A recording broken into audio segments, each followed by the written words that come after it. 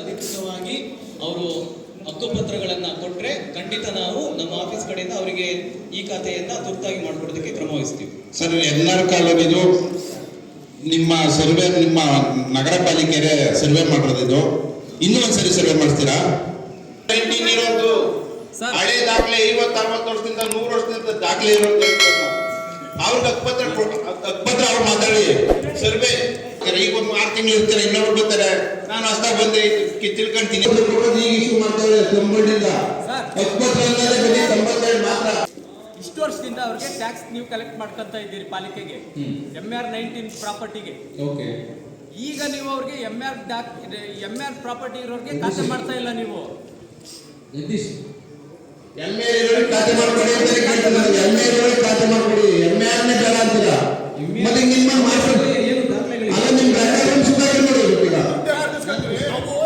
19 ಪಂಚಾಯತಿ ವ್ಯಾಪ್ತಿಯಿಂದ ಆಗಲಿ ಮತ್ತೆ ಮಂಡಲಿಂದ ಆಗಲಿ ನಿಮಗೆ ಹಸ್ತಾಂತರ ಆಗಿದ್ದಾವೆ ಜಾಗಗಳಾಗಲಿ, MR 19 ಪ್ರಾಪರ್ಟಿಗಳು. ನೀವು ಅವಕ್ಕೆ ಹಿಂದೆ ಖಾತೆ ಮಾಡಿದ್ದೀರಿ. ಇಷ್ಟು 25 ವರ್ಷದಿಂದ ಅವಕ್ಕೆ ತೆರಿಗೆ ವಸೂಲಿ ಮಾಡ್ತಾ ಇದ್ದೀರಿ ಅವರಿಂದ.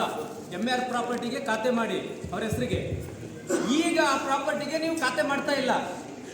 ಅವ್ರಿಗೆ ಇಷ್ಟು ವರ್ಷ ತೆರಿಗೆ ವಸೂಲಿ ಮಾಡಿದ್ದೀರಲ್ಲ, ಮತ್ತೆ ಅವ್ರದನ್ನು ವಾಪಸ್ ಕೊಡ್ತೀರಾ ಎಲ್ಲರಿಗೂ? ಅದನ್ನ ರದ್ದು ಮಾಡಿ, ಖಾತೆ ರದ್ದು ಮಾಡಿ. ಅವರು 1 ವರ್ಷ ತೆರಿಗೆ ಕಟ್ಟಲಿಲ್ಲ ಅಂದ್ರೆ ನೀವು ಅದಕ್ಕೆ ಬಡ್ಡಿ ಹಾಕ್ತೀರಿ. ನೀವು ಅದೇ ತರ MR ಪ್ರಾಪರ್ಟಿಗೆ 25-30 ವರ್ಷದಿಂದ ಏನ್ ತೆರಿಗೆ ಕಟ್ಕೊಂಡಿದ್ದೀರಿ, ಅದಕ್ಕೆ ನೀವು ಬಡ್ಡಿ ಸಮೇತ ಅವ್ರಿಗೆ ವಾಪಸ್ ಮಾಡಿ. ಮತ್ತೆ ನೀವು ಯಾವ ಬೇಸಿಕ್ ಮತ್ತೆ ಮೇಲೆ ಮಾಡೋದಕ್ಕೆ ಕಷ್ಟ ಆಗುತ್ತೆ.